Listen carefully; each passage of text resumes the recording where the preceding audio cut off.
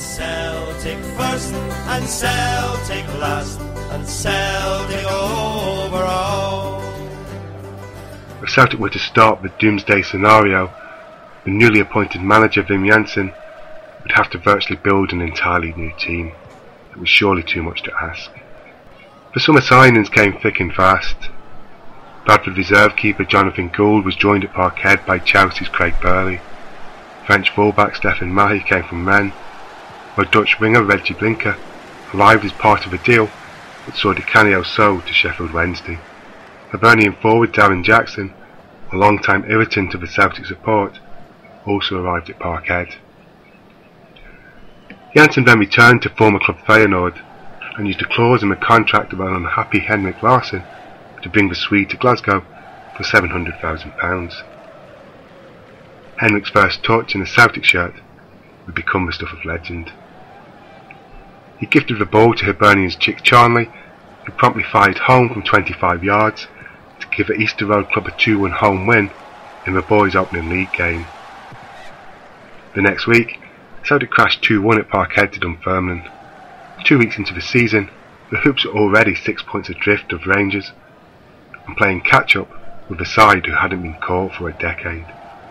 Back-to-back games against St Johnstone witnessed Larsson net a wonderful diving header as the boys progressed in the League Cup and bagged their first league victory. Danish international Mark Rieper then arrived from West Ham, bringing strength and a commanding assurance to the heart of defence. Jansen had steadied the ship. Progress had been made in the League, League Cup and UEFA Cup. The latter competition saw Celtic paired with big spending Liverpool, and although the boys would exit the competition on away goes, they had been the better side over the two legs.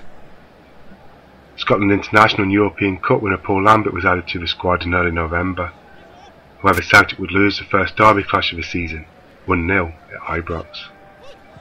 What should have been the opening derby clash of the campaign had been cancelled following the death of Princess Diana and was rearranged for November the 19th. Coming so soon after that defeat at Ibrox, Celtic could not afford their rivals taking another 3 points, yet such an outcome seemed horribly unavoidable after Marco Negri gave the visitors an ill-deserved lead. But as the game entered injury time, Celtic won a free kick wide on the right. As the ball was delivered into the Rangers' box, Alan Stubbs leapt high into the floodlit sky. Sensing the importance of the moment, an intense hush had enveloped the stadium. Stubbs got his head to the ball and forcefully directed his header goalwards. An eerie moment of silence was suddenly broken by the Scousers' dramatic roar of yes, as the ball nestled in the net and Celtic grabbed a vital point. A bullish Celtic would underline their championship credentials by taking the first silverware of the season, the League Cup, thanks to a 3-0 final trouncing of Dundee United. By New Year, Celtic were involved in a three-way battle for top spot with Rangers and Hearts. Sat in third spot and 4 points adrift of leaders Rangers, the derby match of January the 2nd was yet another massive challenge. Again Celtic dominated. Recent capture, Howard Bratback, was thwarted on several occasions by Andy Gorham. But just as fears of another Rangers sucker punch was growing, McNamara slid a delightful through ball into the path of Burley, who drove the ball low and hard past the desperate dive of Gorham. Rangers tried to respond, but found Celtic in no mood to relinquish the initiative. With minutes remaining, Celtic pushed on for a second, and when Rangers failed to clear another Hoops attack, Lambert displayed typical poise to deliver a thunderous long-range drive which scorched its way high into the net. Despite two contentious draws with the boys, thanks in no small part to a bizarre timekeeping of Rangers supporting referee Bobby Tate, Hearts would fade from the title race, and although both Celtic and Rangers would stutter along the way, it was the Glasgow side who would be battling it out for the flag. Defeats in the Scottish Cup and League double-header of Rangers were a painful reminder of old times for the Celts, as the counter-attacks of the Ibrox men secured 2 victories. Added to these setbacks was growing speculation that Jansen had fallen out with general manager Jock Brown, and his departure was imminent. But despite all of this, with just 2 games to go, the destiny of the title would be in Celtic's hands. That man Tate would again play a key role. The official was due to retire at the end of the season and had requested his final match Peter's beloved Ibrox. So it was that Tate took charge of Rangers' penultimate clash of the season as they hosted Kilmarnock. Walter Smith's team struggled to break down the resilient Ayrshire side, and with 90 minutes on the clock, the score remained goalless. Knowing anything but a win would be a massive blow to the title hopes of the Ibrox club, Tate allowed the game to continue way beyond the expected injury time. But his plan would backfire spectacularly, as Ali Mitchell netted late for the visitors to send Rangers to a dramatic defeat. The Hoops now knew a win at Dunfermline would seal the championship. Leading 1-0 and dominating proceedings, Celtic would be just 7 minutes from the title when Craig Falconbridge's looping header gave the Pars a point. The title race and the fight to protect the treasured part of Celtic history would go to the final weekend. Celtic at home to St Johnstone, Rangers away to Dundee United. It's Celtic first and Celtic last and Celtic over. After the 2-0 match, things went sort of neck and neck between Celtic and Rangers right through to the end of the season. Mm-hmm. And the week before we played St Johnstone, we had a chance to wrap up the league against Dunfermline. Do you remember that? And we were 1-0 up, and then they equalised. Craig Falconbridge. Oh, yes. And that's off the top of my head, Chris. I kid you not. Because I was, as I said to you before, I was sober at these points. Craig Falconbridge, he was on loan at Dunfermline from Coventry City, and he scored a big looping header. Yeah, he did. What an anticlimax. Oh. I think East End Park was like 99% Tim's that day. Aye, because, I mean, we were going to win the league that day. That's right. No bother whatsoever. And that game, Celtic were rubbish too. They were rubbish that day. That's right. And as you say, Simon Donnelly scored and you thought, oh yes. And then, it was right at the death they equalised, wasn't it? It was late in the day. Aye. Terrible. And then the old doubt started to creep in. You thought, oh no. And then, of course, we had the following week.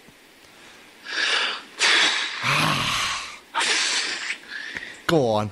Do you know, I'd actually like to go and watch the game again. I don't think I've ever watched the game back. Obviously, I've seen the goals a trillion times. But I've never seen the because as I remember, we scored early doors, right? We basically scored as I walked in the ground. I was late coming up. Oh, it was brilliant. And Henke rattled in an absolute screamer, and he's kind of settled the nerves for. And as much as people might, I don't know, I'd like to hear what the players going to say. As much, it was still bricking it. And you had that wee hun up front. What was his name? George O'Boyle. George O'Boyle. Oh! And he took some great. And St Johnstone gave us a couple of turnings over the past couple of years. There was it certainly wasn't comfortable. I can't say I enjoyed it. I enjoyed it for after it. I don't think I enjoyed the game one bit. I think my blood pressure was so high, and I've talked about this before. George O'Boyle missed a header that I don't know how he missed it, because it was a big loopy cross. Our goalie missed it. Big Jonathan Gould missed the ball, and O'Boyle put it over the bar. And that's one of those slow motion memories I have of him missing that, going, oh, he missed. And then, of course, it was left up to Harold to knock the second one in. And only when we scored the second goal that day did we know that was it. We'd done it. Because Rangers were beating Dundee United 2-1. That's right, aye. And everybody had their radios on. We knew Rangers were winning. And if we had slipped up at all, we'd have lost the championship that year. Which is quite ridiculous. Because you said, as we come in, we were neck and neck. Did we not actually go, take a wee stretch out and they pulled us back in? That's right. Because I remember we went to the Midden across the road, and they beat us 2-0 that day. And I think Jonas Tern, remember him? The Swedish fella, he scored a screamer against us. And I was there that day. As I remember, we were right close to flying that away that year, man. Oh, we'll do our best. That's one thing we are good at, Oh, never do anything the easy way. Aye, you're right. Well, saying that, it makes it more memorable, doesn't it? We made a couple of heroes that day. I have to admit, and I don't feel very manly at admitting this, I shed a wee tear that day. Let me translate that for you. I cried like a girl. I was too young and manly for that stuff at that time. It was a following year I started greeting again. Cried like a girl. Absolute girl. It was fantastic. And I tell you what, I wasn't alone. Aye, no, I bet you weren't, man. Aye. That was 10 years of stress all came out in one afternoon that day. Aye. The walk on at the end of that was unbelievable. It was just fantastic. So here we were, we'd stopped 10 in a row, right? The best team ever to wear the hoops, best manager in the world. We were ready for world domination again, weren't we? And then we were back to mayhem. Mayhem. It wouldn't be the Celtic way if you weren't having a summer wondering what the hell is going on. At least Vim gave us 48 hours before he resigned after that. It was good, man. He let us enjoy it for a couple of days, huh? 2 days! 2 days we got. Well done, man. Oh, dear.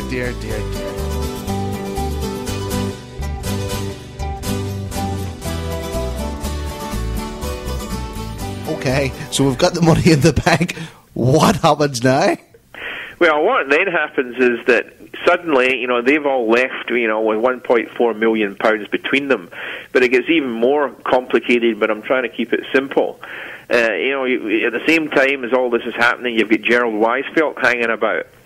And Gerald's, a very wealthy guy. He's a Celtic fan, and he wants to take over the club. So he started buying up Celtic shares. And he accumulated a 25% interest in Celtic. So, I ended up having to do a deal with him as well. But that happened later. What had happened on the 4th of March is that he succeeded in taking over. They're buying the shares of the old board. They go. Fergus joins the board, and then that's when the rebuilding process starts to happen. So what was your role at this stage, David, with Fergus and the rebuilding and the 5-year plan and all that kind of stuff? Well, the 5-year plan hasn't started, but to date, I'm an advisor to this loose grouping of people. And then when Fergus came in, I was an advisor to the football club for the time that he was there and beyond after he's left. But for the purposes of what we're talking about, I was acting as a consultant to the club from the 4th of March onwards. Mm-hmm. And that's from the very beginnings of the plan to rebuild the stadium, have a share issue, involve the fans, get the club moving forward again. I was involved in that, with the Celtic board at the time. That plan that you're talking about there, was everybody in this group that you talk about all in agreement on that's how you're going to move the club forward? No, I think it's pretty well known they weren't, because I've already said that you've got a sort of loose grouping of individuals. Again, very similar with Rangers, I keep saying just now. And the only thing they've got in common is the fact that they're Celtic fans. They don't really get on with each other, and depending on what the issue is, it can be mild dislike of each other, or it can be strong dislike of each other. But it's a loose grouping. So we're basically, we've gone into the club at this stage, and we're now going to have what's called a fundraising or an IPO, Rangers style, if you like. And this is the chance for people to invest. So what happens is, Fergus is in for his 9 million. John Keane commits £1 million. I did a deal with Gerald Weisfeld, whereby he votes in favour of the proposals, and in return, his stepson, Michael McDonald, joins the football board, and he invests £500,000. One of Fergus's associates invests £1 million. Eddie Keane at the time, he invests I think it was £250,000, and then a bunch of other people, including myself, invest a total of probably about £2 million. And that happens over the first 3 months of the new regime at Celtic. So John Keane joins the board, and he's invested $1 million. Michael McDonald joins the football board, and he's invested $500,000. And of course, Brian, Dempsey, he's got the opportunity of doing this as well, but he doesn't go on with Fergus, and he decides that he doesn't want to be part of this because they don't get on. Essentially, there's no point beating about the bush. So Brian didn't invest and didn't join the board, and for the whole time that Fergus was there thereafter, they were sniping at each other for the duration. Mm-hmm. Go into a lot more than that, but I don't see the point. It's just there was no relationship there, and there's no point pretending there was. Brian spoke about it in chapter 10 and explained his side of the story too. Fair enough. Yeah. So here we are. We're in the club, and there's been a lot of money invested in the football club at this stage. Now, was this just all a build up to the share issue and to go to a PLC? Well, yeah, the whole plan always involved having a share issue. So we come into the club in March. We have a private share issue in June with the amounts of money that I've already mentioned. And then towards the end of the year, January 95, we have the IPO, Celtic PLC, coming to the stock market, coming to the AIM market, and issuing shares to the fans. And of course, Fergus is saying, I have the money, I have the skill sets. With your support, we can sort Celtic out. The plan is to build a 60,000-seater stadium with proper facilities for fans. And if we do that, we will be capable of generating all the revenues required to put a competitive team on the park, a team that's capable of winning the league, taking on Rangers, because they're going great guns at the moment. But only if we create that base will we be able to live in the 21st century. There's no halfway measures, there's no halfway house, there's not really any alternative to this plan. The law of the land, the Taylor report means we have to have seats in Celtic Park, because if we don't, you can't come and watch Celtic. 8,000 people in the old stand can come and watch Celtic, but nobody else can. So we don't have a choice here. And so this was all said, that he would do all this, he would sort all this out, and he would leave after 5 years, and he would offer his half of the club to the fans after 5 years. And that's what he did. There's absolutely no confusion over that. He said he would do that at the beginning, and that's exactly what he did. And I think that's why Fergus McCann gets an awful lot of respect from. Well, you don't have to agree with him, but at the end of the day, you have to have respect with somebody who, when they say they're going to do something, does it.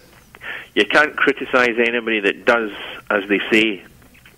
And he did everything he said he would do. And that's why he's got respect from Celtic fans. That's why... and the fact that we're in a very strong financial position because of that base that was created when he was there. That's why he's got respect. Living within your means is a sensible thing, and that was his view. So he's got respect because what he said and what he did has proven to be correct.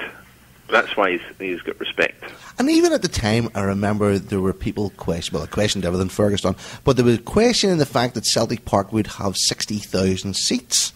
And I remember Fergus saying, they'll come, and that being his famous quote on that, and he was absolutely right. But you guys that are advising Fergus, did you agree with that at the time? Well, you could never be quite sure, and Fergus always did. It was very difficult to get Fergus to change his mind, and he was usually correct. so you have to think twice before you can get him to change your mind. I mean, I got him to change his mind with giving some money to the old directors, but I mean, that's about the only time I can remember. A lot of people did question whether we needed 60,000 seats. But, we did, so he was right, so it doesn't really matter. You got to remember, there was a horrible old ground. It had atmosphere, etc., but it was a horrible old ground, and his view was that if you give them a decent seat with a decent view, they will come. And they did. So he was right. But a lot of people did question it at the time. And what was the vision moving forward? You're talking about taking over a team here that we ended up going to Hampden the following year. We had Lou Macari as a manager. Did Fergus from day one, along with this group that you talk about, plan to change the complete culture and the whole face of Celtic as it was before the takeover? No, because he went into that business and he decided that I will take people as I find them. If you're good, you get to stay, and if you're no good, there's the exit door. So, there's a lot of people working in Celtic, and it is a long time now, but there are people working in the building just now that were there before Fergus. But there's been a lot of people that left. Now, the manager was in exactly the same situation.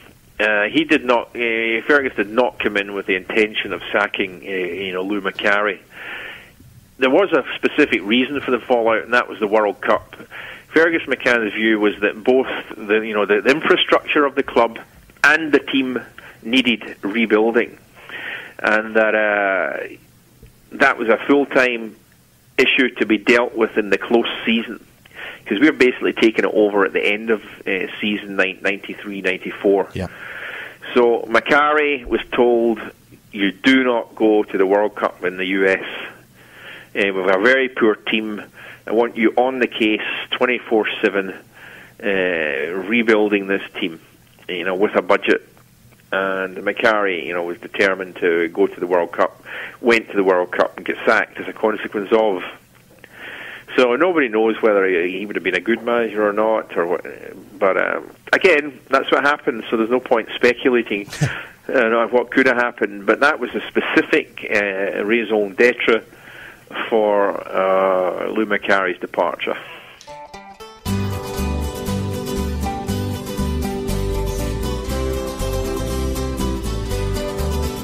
And the search continued for a replacement for Wim the Temp. I find it absolutely unbelievable at that time that Wim Jansen, took up his bed and left. I've read a lot about it since. I have to say, I've read a lot about it since, and at the time we always, I don't know about yourself, but I certainly took the Wim Jansen's a man, so get him signed up. He's a guy. And Jock Brown was this utter scumbag. He was a horrendous guy, a blight on Celtic. But reading back into it, I don't think Wim was the innocent party that he was. We made him out to be. I don't know if he was innocent or guilty, but I think he stood up for himself, and maybe in the past that hadn't always been the case for the football manager. I think he stood up to Fergus, and Fergus didn't like it. And of course you had Jock Brown then acting under the instructions of Fergus, and Jock Brown really, his persona started to even outshine Fergus at that stage, I thought. He became a bigger character. I don't know if it's just for my wee bit of research and looking into. There's a hell of a lot of quotes coming from Jock Brown with regards Wim Jansen that have never seemed to be challenged. And see the fact that the players, nobody kind of down tools and says, I'm off. Wim Jansen's no here, I'm away. Because that was the big thing when Wim Jansen left. We all kind of had a worry about Henke going. I remember that. You were kind of going, wherever he goes, Henry Larsson will go with him. That's right. But there was even like guys like Paul Lambert who rated him. there was no real desire for everybody to kind of follow the manager out the door, which you get sometimes when managers feel they've been screwed off. So, I don't know. I don't know if I kind of totally... I think wee Wim could have been a bit of a pain in the bum himself. Yeah, maybe I should rephrase that. I think the dislike for Jock Brown from the fans was more than the dislike for Fergus at the time. Yeah. Is that a better way to put it? That's 100% true. But you think about it though, because we were ingrained with this guy Jock Brown, and he was on the telly, and he was doing match commentary, and automatically he's in the press, so he's a Hun. that's kind of, and now we've got this Hun telling us, and he kind of the way he spoke, he seemed to talk down to us, didn't he? He did. Do you remember the whole the Paolo Di Canio thing? Like, use your own mugs. I'll just change this terminology and we'll punt him. Yeah, we'll exchange him. He wasn't sold. Exactly. I mean, as if use your own mugs. Oh, I know. Jock Brown, my God, this really is trawling through it tonight, isn't it? Wild. Some of the stuff just. But as I say to you, I don't know if Jock Brown was as bad the guy that we think he was. I don't know if his revision is. I don't know if I'm kind of just with hindsight. But I mean, Wim Jansen never really went away and made a career anywhere else, did he? No, he went off to the Far East or something after that, didn't he? I think that was a good few years after. I don't even think. I think he kind of floated about, living off, going to Celtic dues and all that. Selling wigs in the bars. Exactly, aye. Big puffy jackets. So that was it. That was he'd packed his bag and he was off ski.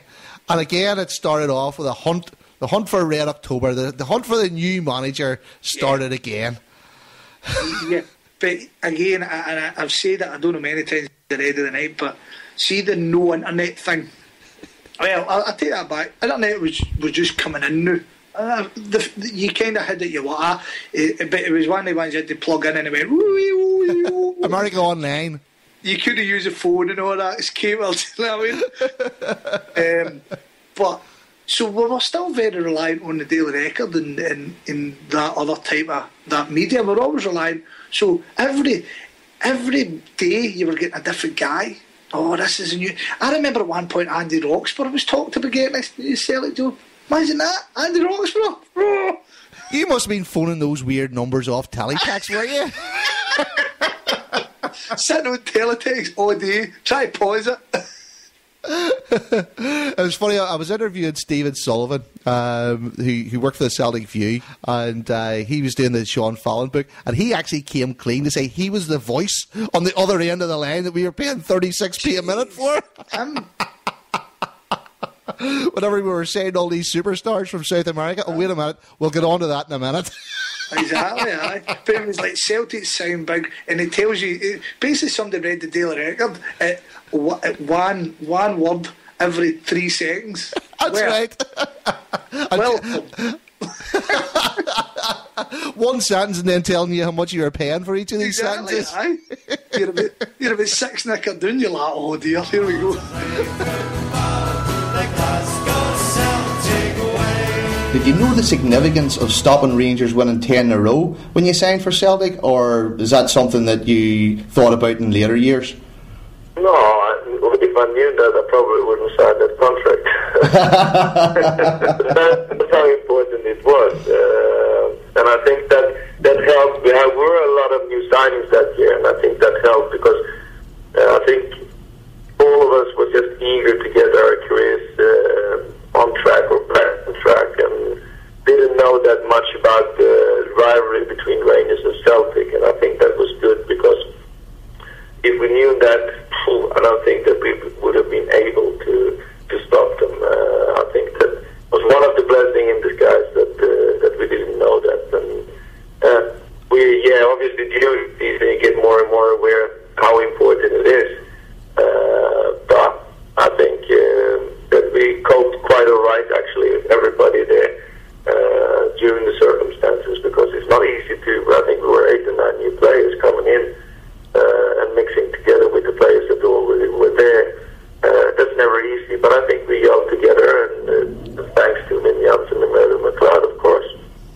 comments that Neil Lennon has made is he wants to sign players that can handle playing for Celtic and what that entails. And how long did it take you to realise the level of pressure that playing for Celtic entailed? No, I mean, you realise that after a few months playing there, because living in Glasgow is a big city, but when you have two teams there competing for everything, it's not that big. So you realise straight away that it's an immense pressure on you to play for Celtic, because a lot of people that depends on Celtic, I mean, fans and everything around it. I mean, some people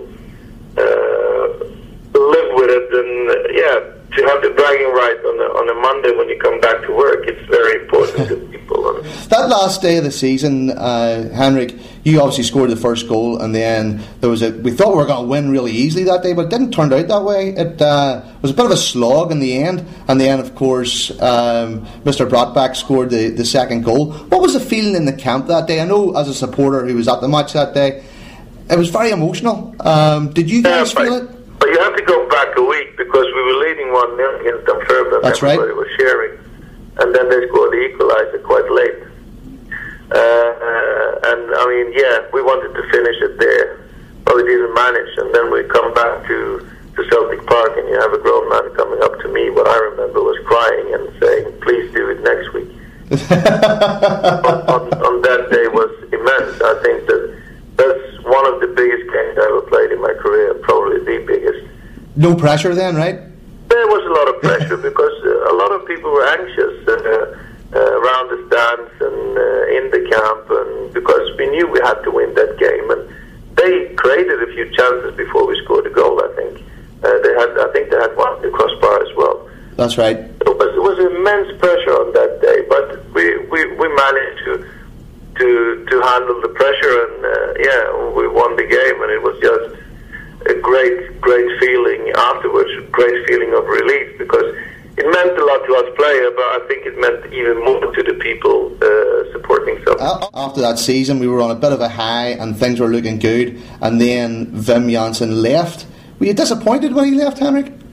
Of course you're disappointed when somebody has been bringing you in and he leaves, but I wasn't disappointed at him. I know Wim is a man that he's very proud, and if he feels he can't do anything more, or his hands are getting tied, he will not stay on. So I was disappointed, but at the same time I remember saying to the journalist that asked me, I mean, I'm a grown man now, and I'm going to miss him. I have to stand on my own legs now, and you just have to go on, because players and managers leaves during a season, during your career, because you very rarely play with the same players for a long time, or the same managers. And then Joe Venglos came in, and Celtic fans, believe it or not, have a great love for Joseph Venglos. What did you think about his management style, and what did the rest of the lads in the team think about Joe Venglos? Oh, it's the same. He was a great man, great person, and it was a little bit different, the way that you were used to train, but I don't think that I didn't have any problems with it within the camp, not at all. But obviously it's always going to be difficult to replace somebody that just won the league, so that's going to be difficult. But I think he's done a great job for Celtic, and one of the best signings ever for Celtic he did in Lubomir Moravcik, and that was good enough in my opinion. And after Joel left, obviously John Barnes came in as he was appointed as manager, and that was probably one of the low points of your career, because that's the season you broke your leg. That's correct. Yeah, I broke my leg in Lyon, and that wasn't surely not one of the high points in my career. But I think in looking back at it now, I think it was good for me to have a little bit of rest and building up my body in order to be able to play the way I did afterwards. And I mean, I think that John Barnes was a little bit unlucky. The way he wanted to play, I think it was a little bit too early. He wanted to play with two sitting midfielders, and everybody laughed at that. And if you look today's football, everybody is playing with two defense-minded midfielders. So he was a little bit ahead of his time. But I think that as an Englishman, man, it's hard to comprehend how big the Celtic work is. Yeah. And I think that he took it a little bit too easy. I mean, it was his first job, and I think that it was a little bit too big for him at the moment.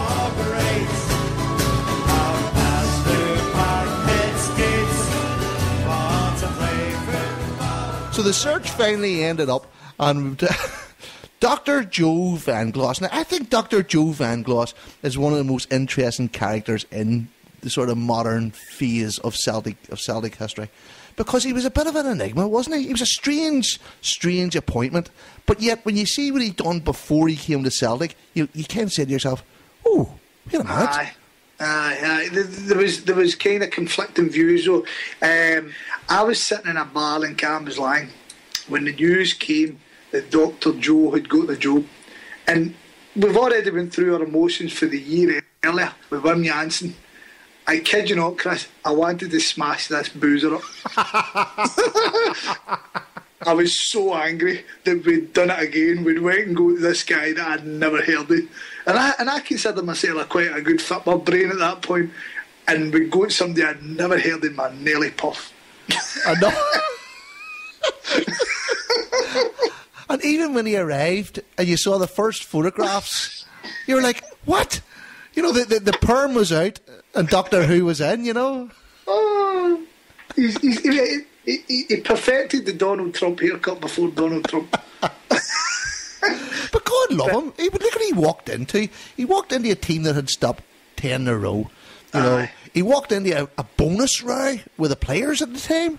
But to come back to what you were saying a minute ago, before we come to that, if you look at his pedigree, it wasn't bad, was it? I mean, he had that Aston Villa spell. But look, see the Aston Villa spell. All anybody ever talks about when you talk about Dr. Joe at Aston Villa was that he brought in a dietitian and he was a weirdo for doing that. Well, that's what I was going to come to. But I think he got them relegated, did he? Or maybe he was close to getting them relegated, whatever it was. But he took Czechoslovakia to the Euros finals or something. Yes. And he had these revolutionary... And the fact, I think he spoke about 15 languages or something mental like that. And the guy had been about, and he was a very clever man. But it just, again, as you say, he walked into a club that had... Here's an analogy for you. Do you know that way that if there's a bird walking by you, you hold your breath, and then the bird walks away, you let your breath out? Right? That's what Celtic had done that season. We'd done it. We'd stopped in 9 in a row. Yeah, that's right. Pressure was off, or was it? Well, that's it, aye. We thought we were superstars. Oh, we were, that's why. We'd had the Hun destroyer. We'd hammered St Johnson to win the championship. We were superstars. Aye, we'd won the double. What a team. We're going to win the Champions League. Oh, stick on. So here was Dr. Joe, arrives at the club and walked into a bonus row with the players. Hardly the best of starts, was it? There's a legacy of Joe Brown again, innit? See, I threw that out for you there and you bet on it. Good man. Yeah. There's a legacy of Joe Brown. I don't know, Dr. Joe... Right, I'm going to go... I think there's a wee bit of Dr. Joe, and you can just imagine petting him in the head kind of thing, right? He came in and he was getting patronised constantly by the media. I mean, who was it challenged him to a race? Somebody challenged him to a race. I was Hugh Keevans or something. I mean, this old guy comes in, what a racy old guy.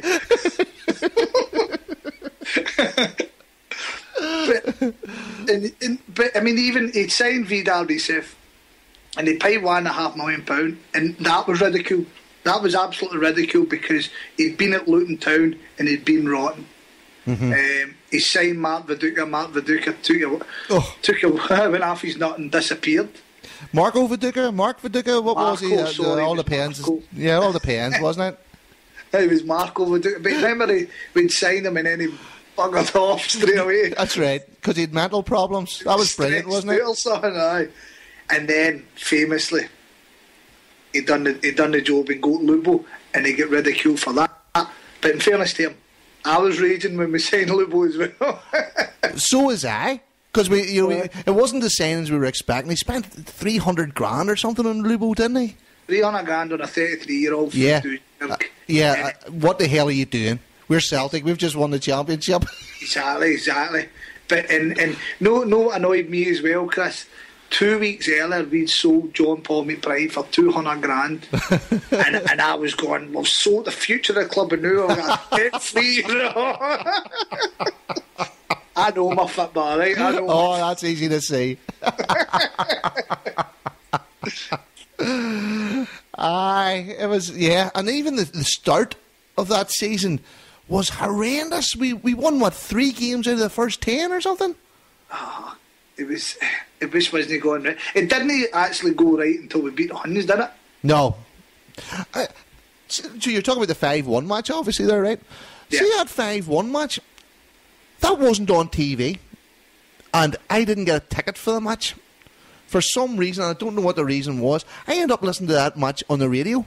Listen to a Huns game on the radio, dear God. Unbelievable, wasn't it? Or I was sick or something, or I couldn't go for whatever reason, and I sat in my front room listening to that on the radio, and it wasn't even the commentary match.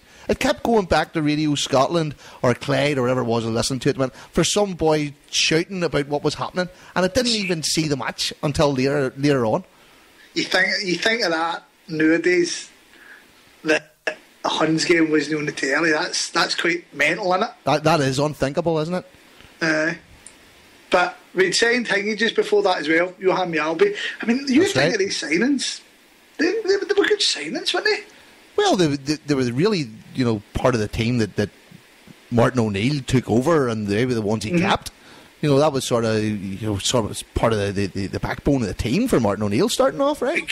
But again, Chris, like I said there, let's take a wee step back to what I was saying earlier.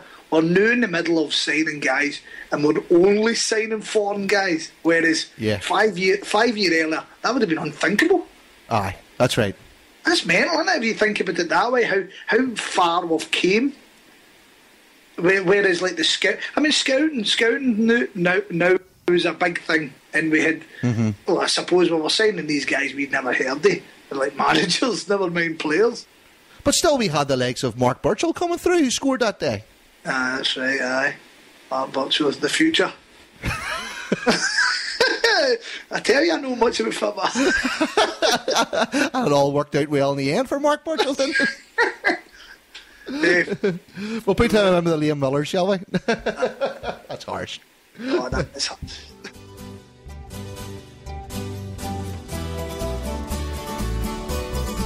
Let's talk a wee bit about the year we moved to Hampden. Yeah. So, was it always the plan to make that move and let the bulldozers come in, or were we going to do it in stages? What was the thinking behind the Hampden year? It was always the plan, even before the club was taken over, that we would have to play at Hampden on the basis that you couldn't possibly play at Ibrox. Well, I'm glad we established that. Technically you could, but practically you couldn't. So if you've got a big fan base, and it's just had a jolt of adrenaline with the takeover, and you've got massive demand for tickets, you have to, there's only one place you can play, that is at Hampden. Now that was always the intention, that you would start off one season at Hampden, then build the stadium, enough seats in the stadium for the following season to move back to Celtic Park. But again, Celtic, I have to tell you, and there's no paranoia on my part, had no friends or few friends in the Scottish game. Certainly no or few friends in the SFA. Let me be absolutely clear, the SFA took their pound of flesh and some in order to let Celtic play at Hampden in that season. Why do you say that, David? Well, why do I say that? I say it because it's a fact. It's not an opinion.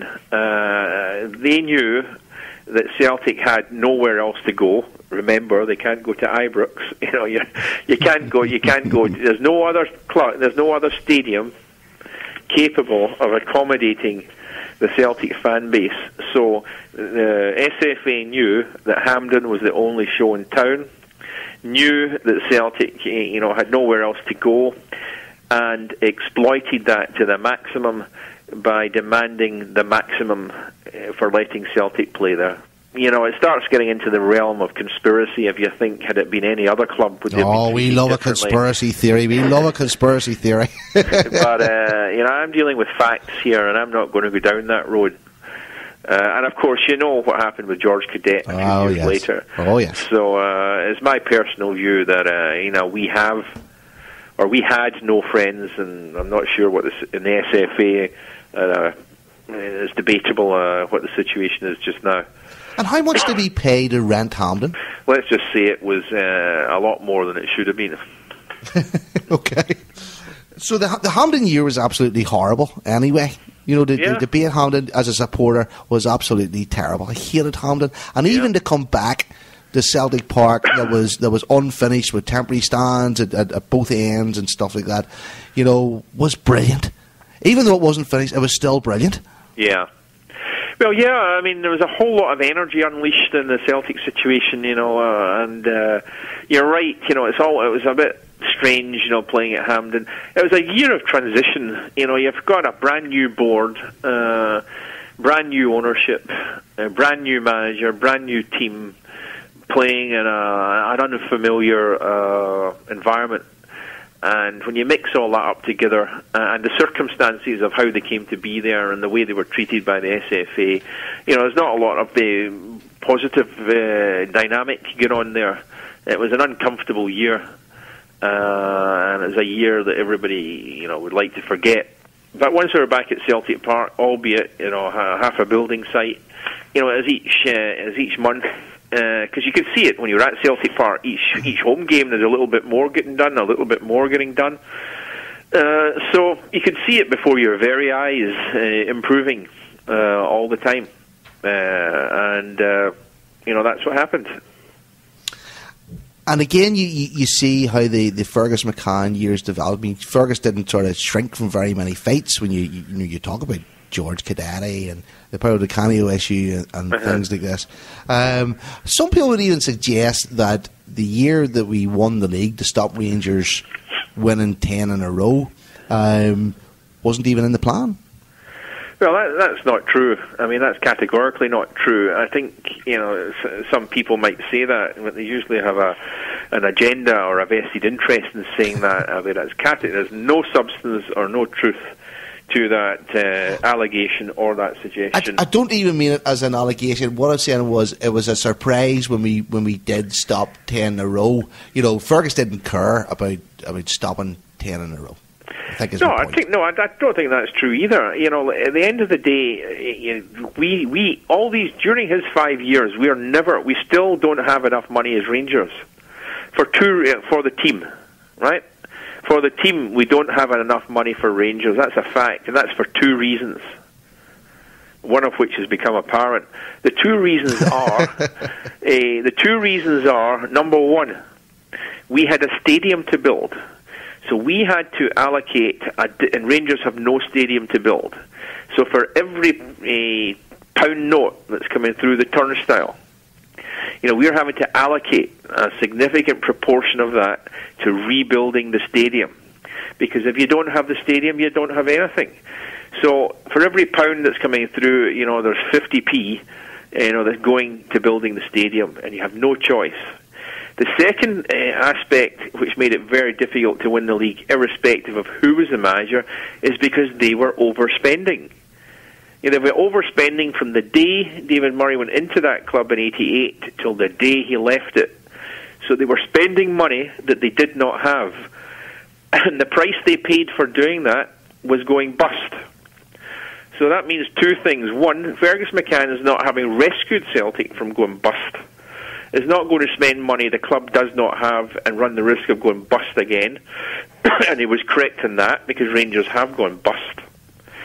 Secondly, you know, he's having to spend money on the stadium, because if you don't do that, you can't generate the revenues that subsequently would help us get to Seville, for example. So it's going to always, behind closed doors, it always was going to be an uphill struggle to win the league, whilst we were having to put money aside to build the stadium. So Rangers, we were at a disadvantage to Rangers because they had the stadium, their own stadium, and they were spending money they didn't earn. So it's like the Pied Piper. What if somebody else is doing something stupid? That doesn't mean you do something stupid.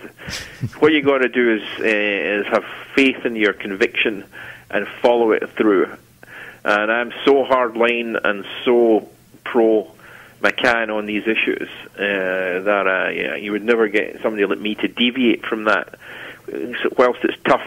But I have to say, during this very difficult period, the world and his wife just don't get it, and they're being helped not getting it. There's an agenda going on. Fergus McCann is getting undermined by certain people. It doesn't matter who they are, and we don't have to talk about that, because he's the stranger that's come to town, and he's the stranger that's won the prize, and he's the stranger that's got Celtic, and he's the guy that's getting all the kudos. Just like Rangers, there's a lot of guys don't like that. They want it without paying for it. Mm-hmm. But he's got it, and he's paid for it, and he's doing a good job. So there's always an agenda going on. That's the point, with the disenfranchised, or those that, didn't get it. Number two, and this is all relative to Rangers again, David Murray is offering succulent lamb, it's the phrase, you're familiar with that phrase, oh, yes, to all the media guys. He's sucking up to them, he's flying them here, flying them there, he's entertaining them, he's dropping them stories, he's giving them stories. He's doing all these questionable things, and McCann is not prepared to do that. So he's not playing this game with the press because it's immoral and it's not right, and why should he? So he's not getting a good coverage from the press. And then, it saddens me to say, but it's true, the amount of fans that say they don't believe a thing that they read in the press. I'm afraid most fans do believe what they read in the press. So McCann's getting a bad coverage in the press, and that's making his the job very much more difficult than it would be without the press. But it is what it is. You got to live with it, and you got to deal with it, and that's what happened. But it was a very difficult period, and it required absolute guts, balls, and determination to proceed, come hell or high water, with the sensible plan, on the basis that once you've done it, what will emerge at the other end is a much more financially secure, solvent Celtic operating from a sound base, a stadium that is bought and paid for. And that's what we have. And that is why Celtic fans, to a man, recognise, hey, the wee man was right. See the amount of people I've met that said I booed Fergus McCann when he unfurled that flag. And I regret it. And I regret it to this day. The amount of people that tell me that is amazing, and the reason why is it's been proven to be correct. Mm.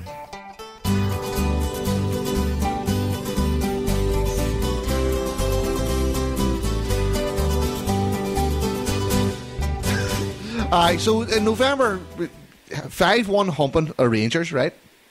And everything was hunky-dory again, wasn't it? Well, especially 7th of November, Jock Brown wrapped it.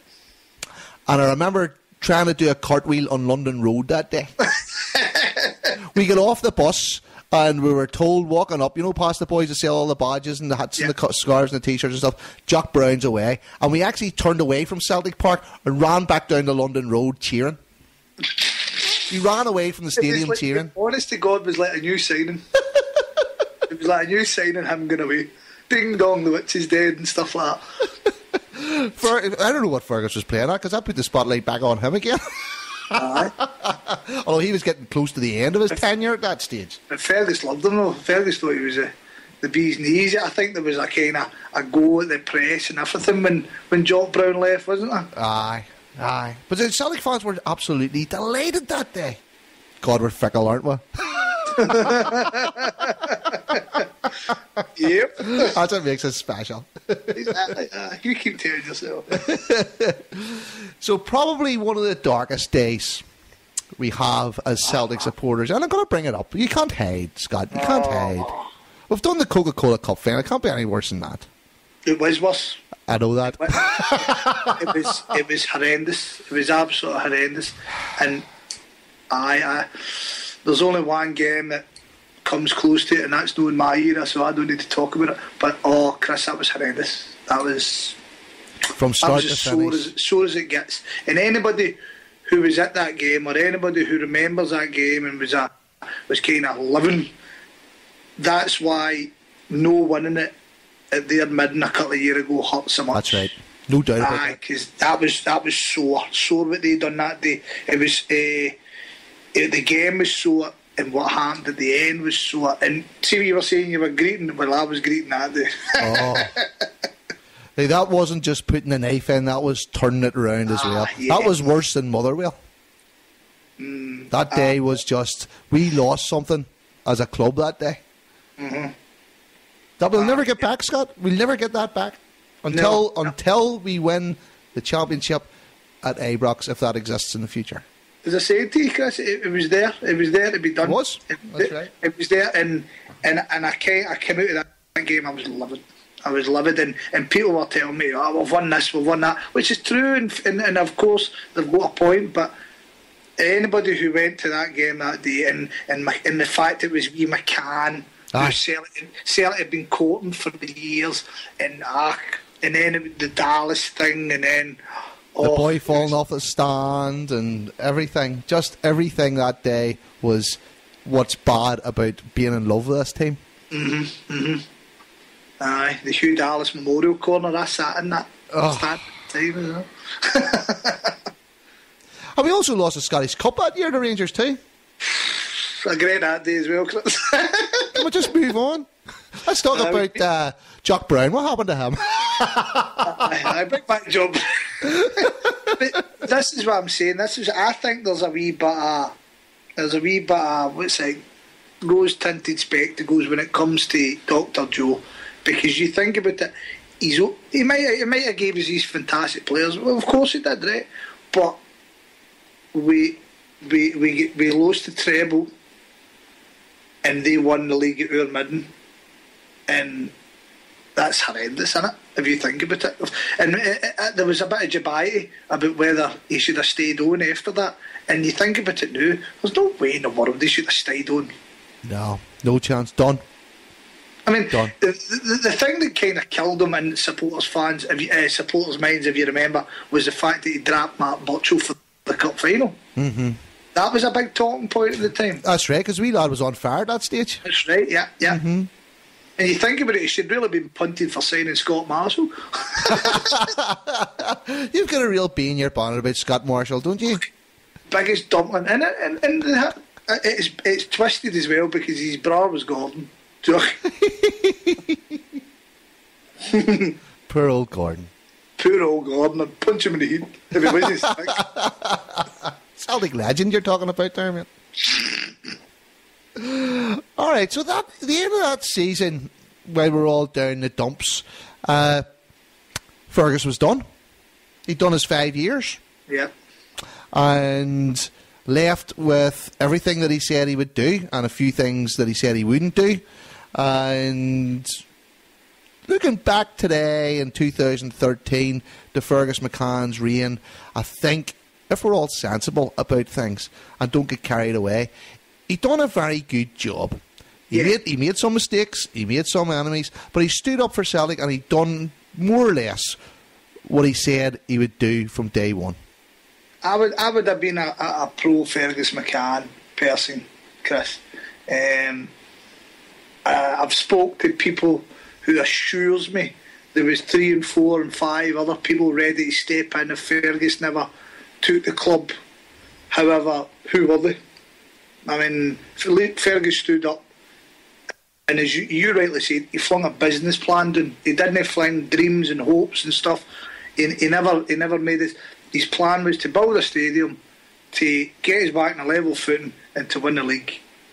Bada bing, bada boom. The fact he buggered off for £40 million, that shows you how sound the business plan was. How morally right, I don't know, but the business plan was right. But do you fault him for that, Scott? I mean, that's what he said he was going to do. It's not like he left the club cash strapped. And the fact of the matter, Chris, is that that's right. He never took the money out of the club. He took the money for selling the shares. That's right. So they were his shares to sell. What seems to stickle on people is that he never built the youth academy. However, as I recall, and I'm here to be corrected, he said, if Celtic follow the proposals I've set in plan, then I'll do that. And Celtic went out and done the one thing that he was adamantly against, and that was allowing Kenneth Douglas into the club. That's right. So are we right to criticise Fergus for that? I don't know if you're right to criticise him for it. I think me and you would have done it, wouldn't we? I would have donated half that 40 million, no doubt about that, into the youth policy. We'd be sitting here today going, I wish I would have done that. Maybe next year, Scott. Maybe next year.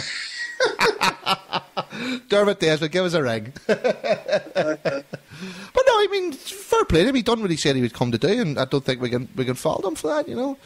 And but I don't think anybody. I mean, Henrik Larsson maybe aside, I don't think there's anybody in the Celtic history, certainly in that era, that comes out 100% clean in what he's done. Do you know what I mean? We've already spoke about Tommy Burns. We all love Tommy Burns and stuff, but he kind of made an arse at the end up. So, I mean, the Boys Against Bigotry thing, while I can understand to an extent where the logic was coming from, I felt it was wrong. It certainly... I think maybe his timing was wrong. Let's put it like that. It was implemented wrong, Chris. If you were going to basically sell it as we're against bigotry and sectarianism, then yeah. But I think that's one that'll always stick in the throat. Probably because at that stage he was trying to change a culture overnight, and you can't change culture overnight. You chip away at it. Yeah, 100%. But Fergus was just bulldoze in the same way that Fergus always is. Yeah, and that was just his persona, and well, that's the way it goes. Mm-hmm.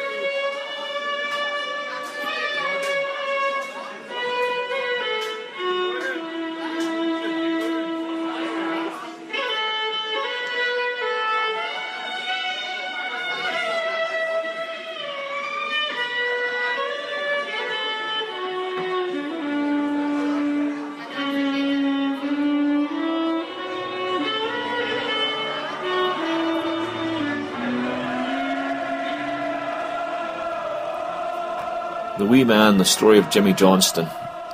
In the early 1960s, there wasn't much colour round the slopes of Celtic Park. It was a drab time, with the club in a deep slump, a situation which would persist until Jock Stein cleared the decks in 1965 to bring the glory days back to paradise.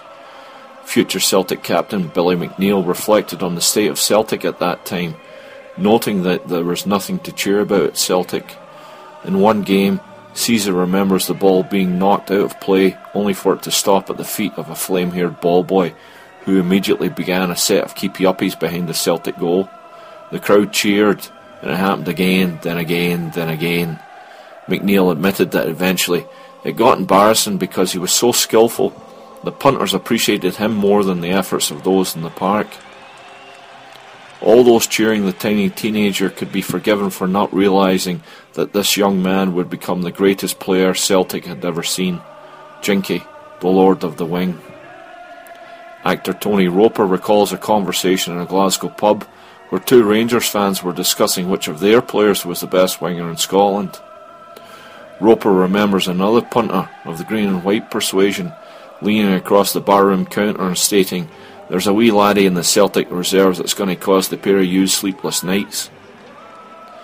Born in View Park, Nuttingston, James Conley Johnston honed his dribbling skills in his mother's upstairs post-war council flat, knocking over milk bottles as he perfected the arts of the twist.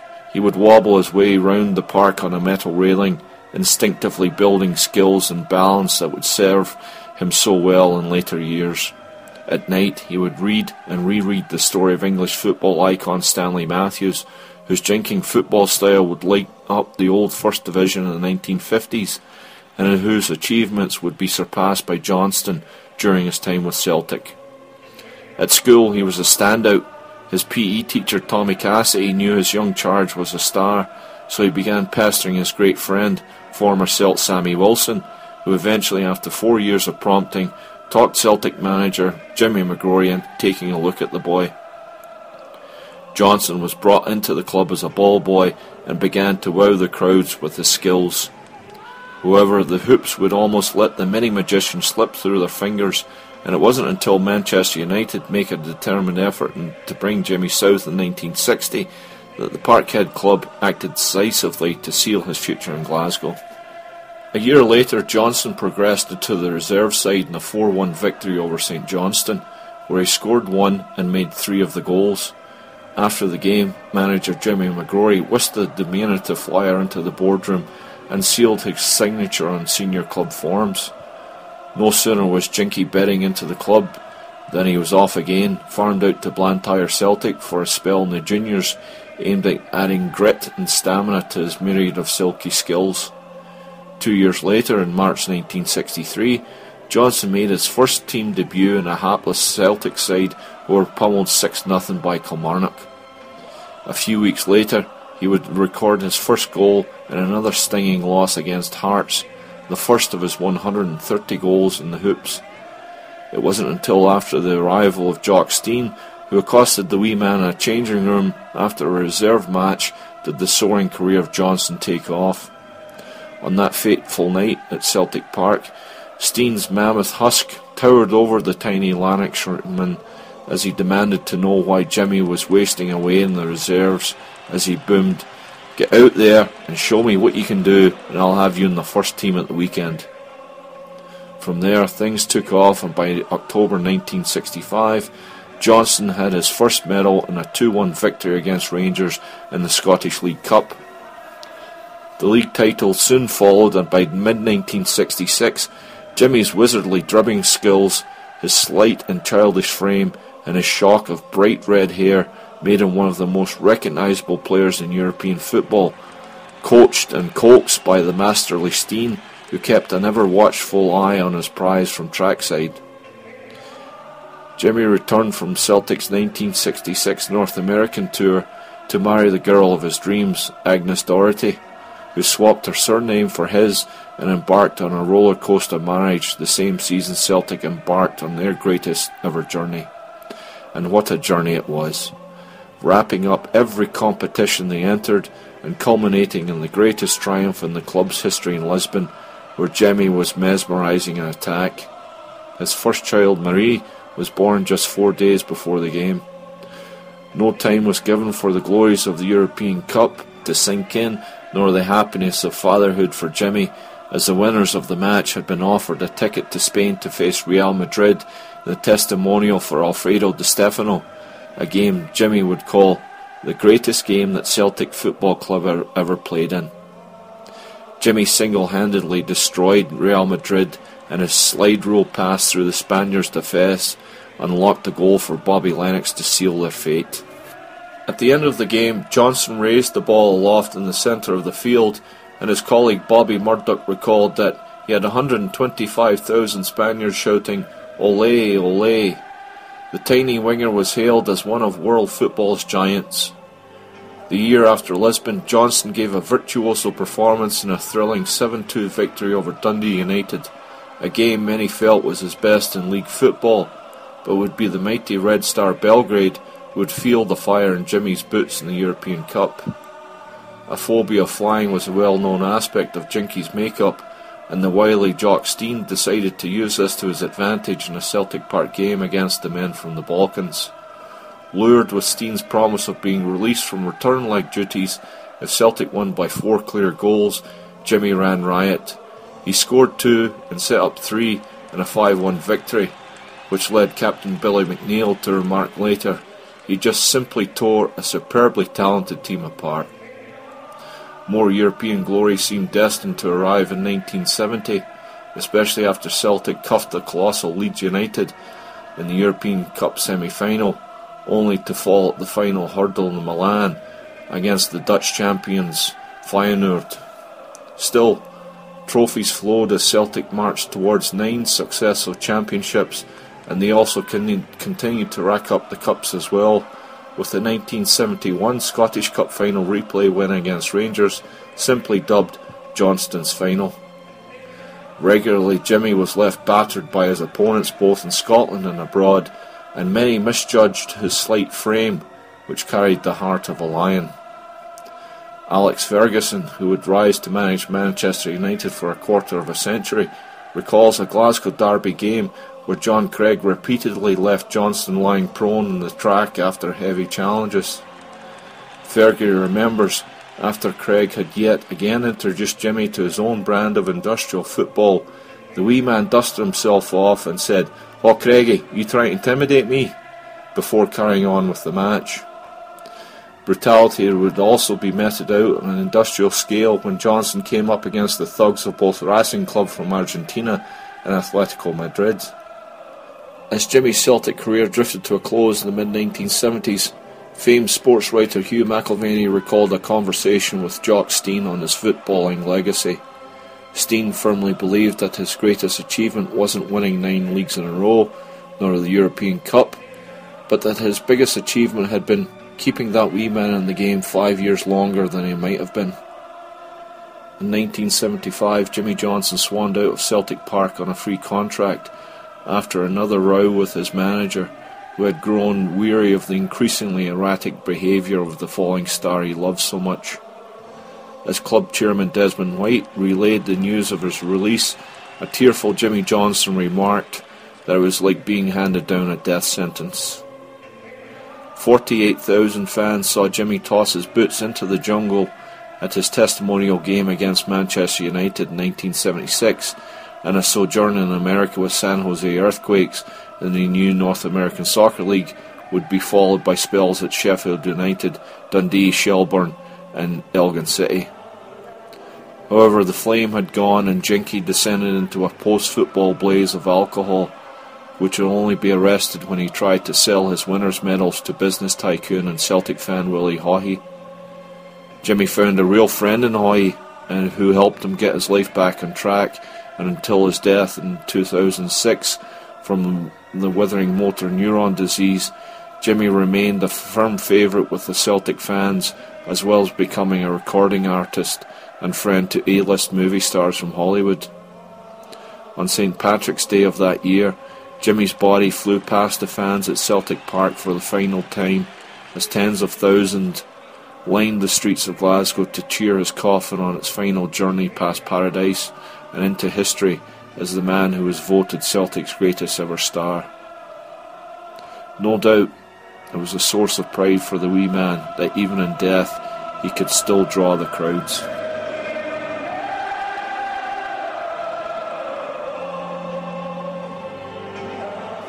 So Fergus was out, he left, and Dermot Desmond then became the majority shareholder.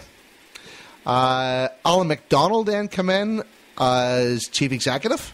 Mm-hmm. And the dream team of John Barnes and Kenny Dalglish were going to take us to the promised land again.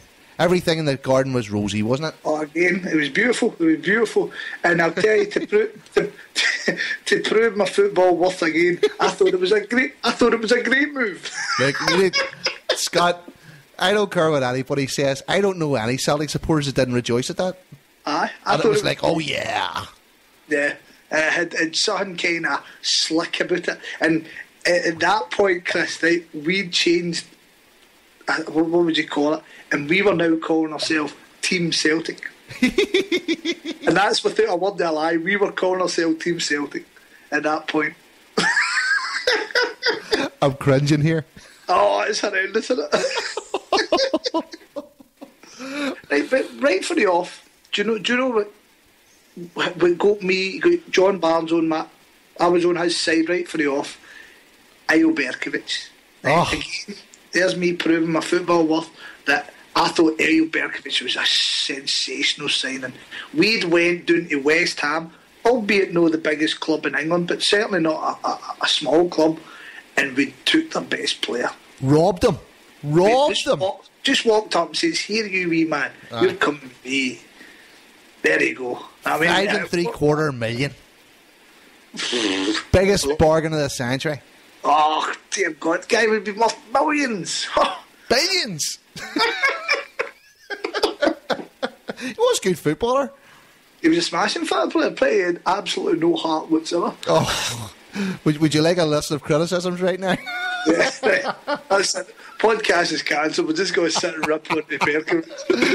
You know, he sort of took it a wee bit far whenever he gave us all the fingers, like. Anyway, I was a bit rough. Then he came out and says, I wasn't sticking the fingers up at you, I was sticking the fingers up at the situation I was in. The man just couldn't take a slag, and what's the point in that? I hate that. I know. So you can't laugh at yourself.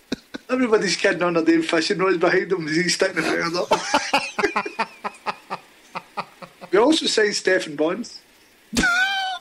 From the sublime to the ridiculous. It's Celtic first and Celtic last and Celtic over all. When the day arrived, the sun was shining high over Celtic Park. Just 2 minutes into the game, Henrik Larsson collected the ball on the left touchline under the towering slopes of the New North Stand. He cut inside an opponent and purposely headed on a diagonal run towards goal before releasing a shot from 30 yards. The ball would swerve and dip before flashing past the Saints keeper and crashing into the back of the net. Delirium ensued, but then St Johnston's George O'Boyle failed to convert a decent headed opportunity, and with Rangers winning at Tannadice, nerves were stretched to snapping point. But as the full-time whistle edged closer, Celtic were determined not to falter again, and substitute Bratback, much maligned since arriving from Rosenborg, was about to ensure a place in Celtic history. In 72 minutes, Tom Boyd released Jackie McNamara down the right wing.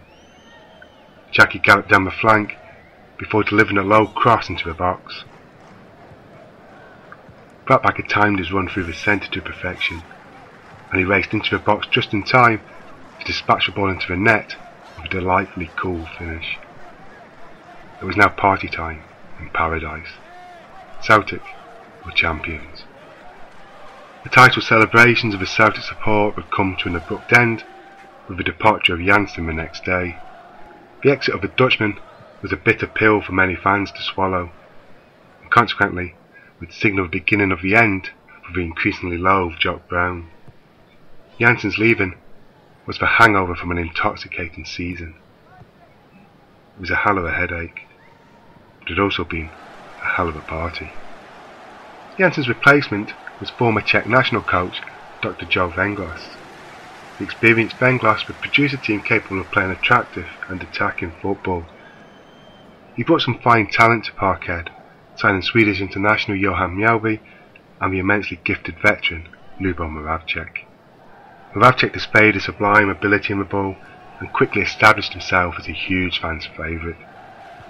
He inspired Celtic to a memorable 5-1 league victory over Rangers, and the boys were unfortunate to end the 98-99 season trophyless. Fergus McCann, as he had always promised, would relinquish power after a 5-year reign at Parkhead. With Dr. Joe on a 1-year contract, this allowed the new men at the helm to make their own coaching appointment, and Celtic were set for their third head coach in the space of little more than 12 months. Having appointed two experienced but low-profile continental coaches, Celtic revealed a startling change of policy when new chief executive Alan MacDonald unveiled a new coaching team of 35-year-old former Liverpool winger John Barnes and Celtic legend Kenny Dalglish. Supporters greeted the appointment of the rookie Barnes with a degree of bewilderment, but concerns were eased by the notion the experienced Dalglish would be on hand to guide both his protege and the team. Despite a disappointing time as Newcastle manager, ex-Liverpool boss Dalglish still retained a reputation as an astute operator, and his Premiership title win with Blackburn was relatively fresh in the memory. His partnership with Barnes appeared a workable gamble, with Kenny's knowledge and connections a seemingly effective safeguard should the former England international need time to settle into management. With a handful of new signings, including $5.75 million record buy Ayo Berkovic and highly rated young Bulgarian Stilian Petrov, the early signs were promising, if not spectacular. But despite 9 wins in the opening 11 games, a defeat to Rangers, so the Hoops fall 7 points behind their city rivals. The Scottish press had been critical of the Barnes appointment from day one, and were by now becoming increasingly vocal in their doubts about the ex-Watford man. Barnes could just about deal with the sniping of hacks, but what he couldn't cope with was the loss of the irreplaceable Henrik Larsson, who in October 1999 broke his leg in UEFA Cup duty at Lyon. It was an injury which rocked the confidence of the entire club and sparked a spiral of events which would culminate in humiliation for Celtic. In the wake of Larsson's horror injury, Barnes brought in TV talk show host and veteran striker Ian Wright as a short-term but high-earning replacement for the brilliant Swede. Despite a debut goal, it was swiftly apparent that aging former Arsenal forward was not the man for such a Herculean task. A fee of $5.5 million was then splashed on Brazilian defender Rafael Scheidt, a player the coach had only seen a few times on ESPN and on video.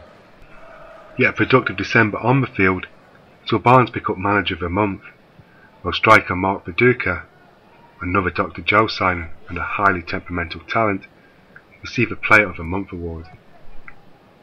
As a new millennium awaited, Celtic went into the new year and the winter break unbeaten in December, and having scored 15 goals in their last 4 games.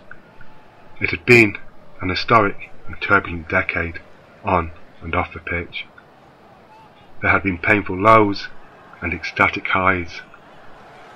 Recent performances had hinted at a bright 2000, but just beyond the horizon, the storm clouds were just starting to gather. It's Celtic first and Celtic last. Well, you know, we proved how strong our scouting system was as well. We were that good. We could even sign Brazilian internationals that we hadn't even seen play. I was actually talking about this guy just a couple of days ago. I can't believe we're talking about this guy. But it's just an odd one, isn't it? Right? Because at this point, do you remember as I said to you, the internet kind of, at this point I was a fully fledged football buff. Right? I was playing football manager or championship manager, and I knew everybody, right? And we signed this guy, and Tim Vickery. You've heard of Tim Vickery, yeah? Yes. Tim Vickery immortalised himself on a podcast show or a show that he done by saying this guy was going to be a sensational player for Celtic. He said he had all the talents to be a world superstar, and he was quite surprised that he was coming to Celtic. Did he get a cut of the $5 million as well? I bet he looked good in Championship Manager, Football Manager. Oh my goodness, man! It was atrocious. But Scott, the hits just kept on coming. Ian Wright. We signed Ian Wright. Right, we signed Ian Wright to replace Henrik Larsson. How ridiculous a sentence is that? I'm sitting here and I'm not watching anything, and I'm still looking through my fingers. I don't even want to talk about this. You got to start greeting again. There you're coming on there, Henry breaking his leg. Yeah, Leon. Would it all have been different? I know this debate has raged on since that time, right? Would it all have been different for John Barnes if Henrik Larsson hadn't have broken his leg? He thinks so, by the way. Well, why wouldn't you? Why wouldn't you? But John Barnes, I'll tell you the thing that kind of was losing me with John Barnes, we get beat off in Motherwell, and it was very similar to an early defeat. And John Barnes came out and says, you'll no see Celtic play that bad again. And that is what he said the previous defeat. And I was sitting going, I've heard this before. It's going to get better than this. However, I don't know. He was still playing Stilling Petrov at right back, and he was adamant he was sticking to this 4-2-2-2-2-2-2-2. Do you know what I mean? That was fantastic, wasn't it? I remember even sitting in work some days, trying to work out who's going to play the following Saturday. And it got so complicated now. Not only had you to pick the names, you had to pick the 4-2-1-3-2-1. Mental. Like, we need to tell you, see in 50 years' time, they'll be hailing John Barnes as a technical genius. I don't think so. I've got my doubts about that, Chris. I've got you to bait a few times, Scott. I missed that one, didn't I? That's how ridiculous that was. But we started off well. We won 9 out of our first 11 league games. Yeah. And then we went to Ibrox again. Yeah, and then it all went. Was that the Ching tonight one? Aye. And we beat 4-2, did we? Yeah. I think he scored. Berkowitz scored. That's right. Scored a lovely goal that day, sweetheart. Smashing goal. Well, see, the thing with Berkowitz, there was no doubt the boy was a very talented footballer, but by the time Martin O'Neill came, there was no way back from him. No, because he was trying to sign John Hartson. Kick him in the head again. He kicked himself, didn't he? But I mean, there was Lubo and Berkowitz, and the old adage was they couldn't play in the same team. Mm-hmm. And Berkowitz was a good player. That's no. But again, John Barnes had a bit of Tommy Burns about him. He signed Oliver Tabley. Oh God! The original Bobsker. I thought that boy was going to be a superstar in the first song. You really are good at this, aren't you? I can hear any of your pals that listen to this podcast because you're going to get some rubbing in the pub at the weekend. Oh, I didn't know I'm a dumpling. No, I was livid. I was livid when we signed Ian Wright. I was really, really livid. I was like, well, at that point, Henrik Larsson was Henrik Larsson. At that point, Henrik Larsson was a man, and we replaced him with a guy who couldn't get a game for West Ham United. Yeah. Still scored his debut. Had the usual kiss of death. Celtic player scored in his debut. Oh, to my.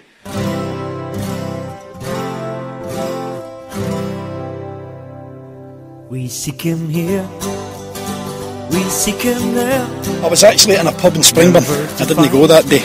I was up in the Bells Bar in Springburn, and my everlasting memory is one of the local tea leafs had arranged to get back to steal everybody a Ralph Lauren green shirt, and ended up he must have stole about 38 shirts and brought them in that night, and that was every one of us were stolen with Ralph Lauren green shirts when the day we stole the 10. Or count it down. I was outside the ground. I was still living in London. I didn't have a season ticket then. Just about managed to get a season ticket just after it. But I can't remember the name of the boozer. There's a boozer on the corner of London Road and Springfield Road. And I basically stayed in there the whole game.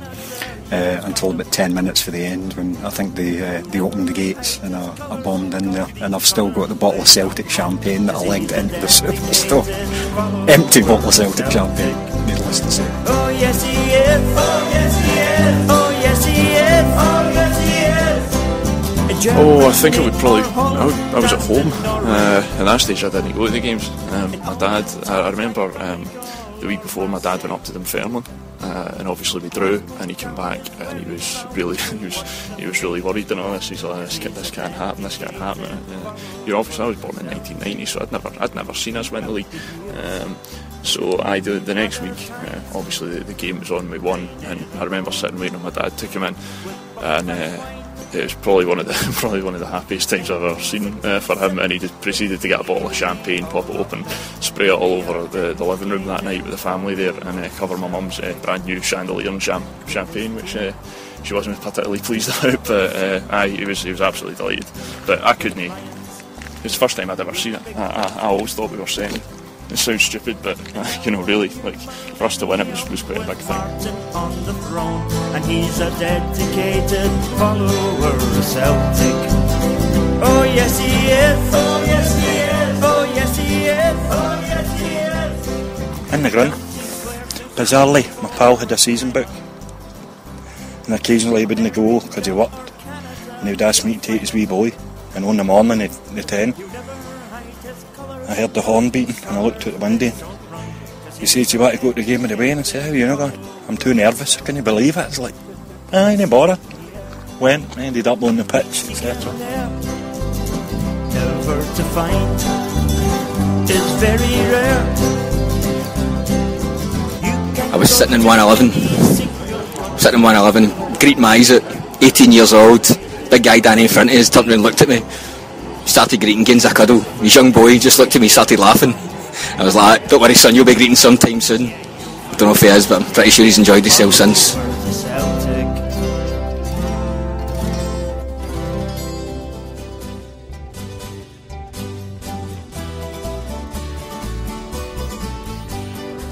A very important thing there. It wasn't in the budget to win the league and to stop the 10. It was in the budget to win every game and every season with the best team we could possibly put on the park within the confines of the money that was available to the manager and to the team. And that's what happened. That's what happened with Tommy Burns. That's what happened with Wim Janssen, and that's what happened with Joe Venglos. But a lot of people just don't get the fact that you can't spend more money than you earn. And I've never met a manager yet that that doesn't need another 3 players. you know, and that's true to this day. That was true of Tommy Burns. It was true of Wim Janssen. You know, they thought, managers always think, you know, they need more money. And they always have a beef with people, with the management or the directors when they don't get it. And again, that was going on at the time at Celtic. But at the end of the day, McCann's an exceedingly honest guy. And if you want to talk about the 3 amigos, I mean, that's just... these guys were just charlatans, chancers, liars. You know, they signed a contract in several languages, I might add. The contracts that McCann and the Celtic lawyers do are very unambiguous. With Di Canio, for example, Di Canio comes off the park. I can't remember where at the end of the season, and says he has a little problem with his contract. There is no problem with the guy's contract. It's in 2 languages. He's got 2 sets of international lawyers there. It's crystal clear. Basically, the situation with Di Canio is he used Celtic as a stepping ground into the British game, tucked one good season behind him, and disappeared into the Premiership, which was always his plan, and then invented a story for getting out of his contract.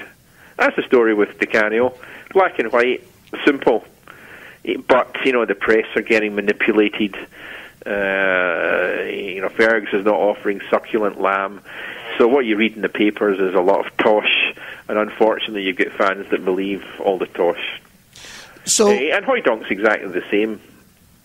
He's had a good season, wants to go, he's got a contract, works his ticket into the Premiership with Nottingham Forest, and George Cadet's just a lunatic. So you bring up a good point. You read these things in the paper, but still, all through that period, the fan culture changed with Celtic, right? And you had, Not The View, and you had all the websites now. How did Fergus feel about this sort of new age dawning, where there was more information available, fans were educated on more things than just who played centre forward? How did he deal with that? Well, one of the things I did for him, and I did it with Matt McGlowan, is we organised road shows. So we would set up these road shows, and we did them all over the world, quite frankly, in Los Angeles, London, Glasgow, all parts of Scotland, Ireland, north, south, east, west, a lot. And we organised these things to get the message across. And some of these meetings were very, very tempestuous, because I already told you that, he's not offering succulent lamb to the press. Some people have got an agenda. The fans just don't get it. And the amount of road shows I've been to, give him the money, Fergus, just give Di Canio the money. Give him the money. Well, that's money you don't have, and the guy's got a contract. So one of the things we did is to get the message across, is to engage with the fans, to try and get the message across, exactly what was going on, how we had to build the stadium, how we didn't have any choice, how whilst we were paying for this, money would have been in lesser supply than it was, and we've got to live within their means, and we can't copy these crazy people in blue, because that's a recipe for disaster. So we're saying all these things, and once you communicate with fans, once you get it a point across, once you articulate it in a clear manner, and these road shows, what started off very often as a hostile crowd, more often than not ended up as an understanding crowd, depending on where you are and how well the team is doing at the time. But it was tough. But we did the road shows, and that was a way of getting the message across. Mm-hmm. And that's how we communicated with the fans and the fanzines. We did interviews with Not the View, Boyzone, I think was around at the time. Matt McGlone's first magazine, I can't remember what it was called. Once a Tim. Yeah, we did all of that. But it was never. I'm sticking in my craw. There's one point. It wasn't in the budget, to win the league or to stop the 10. It was in the budget to win every game, never mind every league. But not at any cost. Now, you could argue whether you could throw money at it, for one season, but. No, that by and large, I'm a strong financial guy as well, and you got to act sensibly with the money. So it got to 1999, David.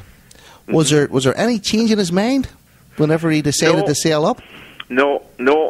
Hey, what he did tell me is that, my God, if I knew what I was getting into, the amount of time, the amount of work I would never have done this. It's not an envious job. Yes, he would have. Well, you never know, because he did it.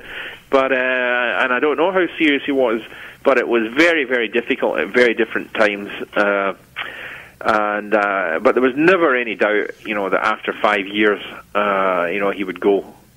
Never any doubt. And Dermot Desmond then came in as the largest shareholder with 19.8% of the holding. Yeah. McCann always gave you the impression that when he was going to sell the club, he would sell it to the right person. Was Dermot Desmond the right person in Fergus McCann's eyes, along with Alan MacDonald as chief executive and Frank O'Callaghan and stuff as chairman? Well, what I can tell you is that he didn't say exactly what you said there. What he said was he was going to offer his half of the club to the other half, which are fans. Now, Dermot's a fan, who happens to have, best part of 20%. And then you've got all the other fans, but you've got to treat everybody equally. That should be a given. Everybody gets treated equally. Nobody gets any special treatment, and anybody with one share or 20% of the club gets treated equally. And that resulted in a bit of tension, I have to say, in the way out, because I did the deal on the way out as well. Handling Fergus's share sale. So there was a few arguments, nothing that serious. But the plan was to offer it to the other half, the fans, and that's what happened. Mm-hmm. And Dermot took up his full entitlement, and so did very many others. And Fergus left in '99. Another thing that comes up is all the money that he made. But you've got to remember, nobody is in control of the share price. Nobody had any idea what the share price would be when it kicked off. Nobody had any idea what the share price would be on a daily basis. And nobody certainly had any idea what the share price would be in 5 years' time. But McCann gets some criticism from some for the amount of money he made.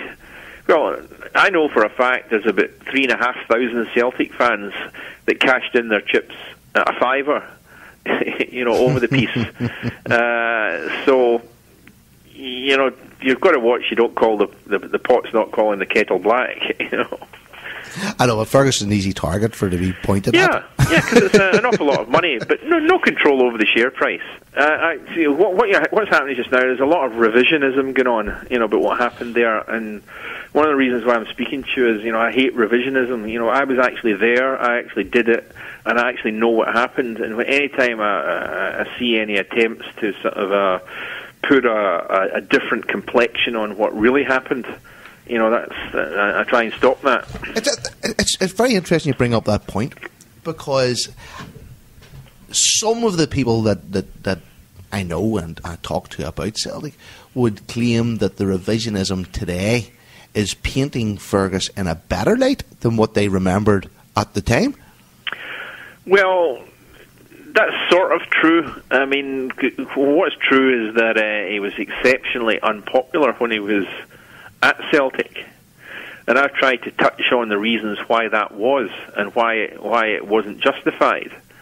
There were tough decisions needed, and he took those tough decisions. And when you've got the press against you for the reasons that I mentioned, and when you've got sniping from the side, you're going to get a bad press. So he was not a popular guy because for these reasons, the tough decisions, the press, the sniping. But at the end of the day, he's getting a good press now, essentially because he was right. Now, you can argue about his personality, you can argue about the way he went about things, but at the end of the day, he was right. And if you look at Rangers just now, there's lots of people that said we should be copying Rangers. You should give to Canio, $8,000 a week. You should give everybody all the money they want. Well, that's money you don't have. And that's tough decisions you're going to make. And these decisions were made. These are not popular decisions at the time. But the main reason why he's popular now, the main reason is probably the catalyst is probably Rangers. Mm-hmm. David Murray bought Rangers for £1 in 1988 and sold it for £1 in 2012, and in the middle lost £250 million. Dermot Desmond's running it in a sort of a Fergus-like manner. But you're saying there about revisionism too. Like, obviously coming from Ireland, he split the Irish support. Well, I know that, and it depends. Well, a lot of people in and around Celtic, there's a lot of vested interests. But in certain parts of Ireland, he's unpopular. In certain age groups, he's unpopular. I remember at the time coming over on the buses and on the boats and all this here kind of stuff. And let's not beat about the bush. We're talking about boys against bigotry and all this here kind of stuff. And there just seemed to be rightly or wrongly, there seemed to be a stripping of the Irish identity of the club at the time. Oh, rubbish. First of all, I'm only telling you the way people talked at the time. Yeah, but it's rubbish. Well, let me tell you, I don't know. He's a Scots-Irishman, or an Irish Scotsman, whatever it is, like myself. His folk are from Ireland, and he's totally into the Irish thing. And I remember, I used to go around a wee tour. He used to get his bonnet on and walk around the stadium and look at the work and slag people for not doing it properly and missing that crisp packet. Pick it up. And I remember stopping outside the dugout and he's going, "There's something wrong. There's something wrong here. I don't know what it is. Can you tell? It doesn't feel right." And I'm looking around going, "I don't know what it is. I've got it. The flags. Look at the flags. The Irish flag's missing. We can't have that. Get that Irish flag up there now. You speak to Tom Grant. Get that flag back."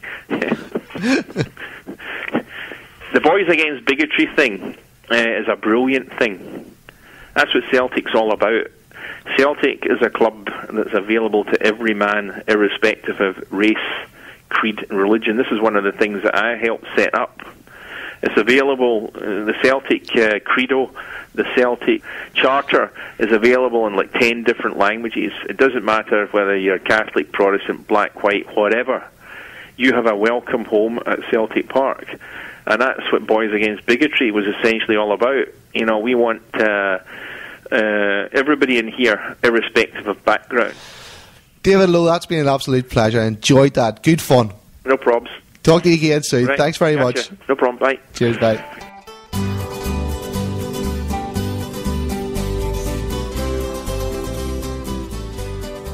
Probably we should talk about the reason or the night John Barnes, his cards were up. So we played Cally Thistle in the Cup. And do you remember that was after the ground was closed because of wind?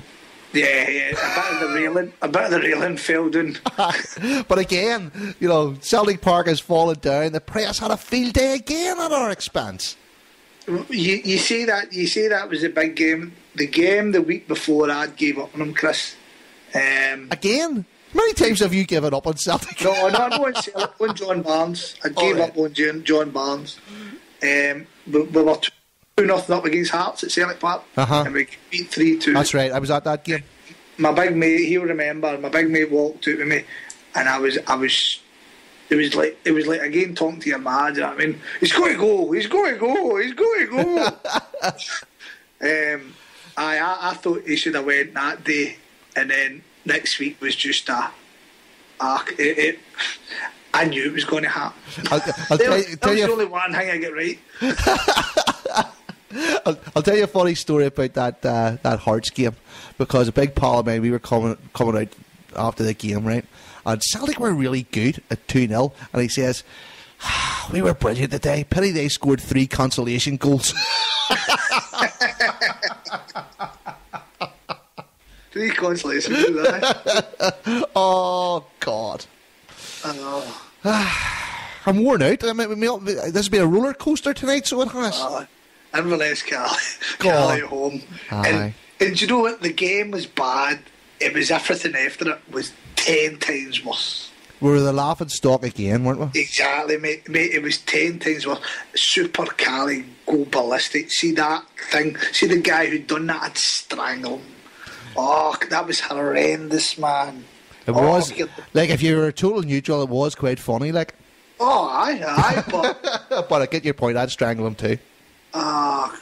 Man, it was that carried on for a good 5 years. And there's been people who tried to do it again in other scenarios and stuff, but it just didn't stick the way it stuck that night. You know, Mark Viduka that night just not coming out for the second half, and you hear about the fight in the dressing room. It was ridiculous. It was ridiculous. The whole thing seemed ridiculous. I mean, I was reading up about it, and basically it was Eric Black was screaming at Mark Viduka for no trying. Mark Viduka threw his boots in the bin. Johnny Gould started going mental at Berkovic, and Lubo says he was sitting in the corner laughing, and he says he looked at John Barnes, and John Barnes didn't have a Scooby-Doo what to do. Rude. That's ridiculous. We can laugh now. I know. But for a manager to go from June to February, that's pretty pitiful, isn't it? And then to bring Kenny Dalglish in, who had been hiding.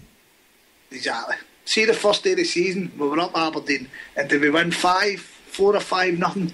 And all the Celtic fans were all singing, Johnny Barnes, Johnny Barnes. And then we go to that stage, you can just imagine sitting there, no idea what to do.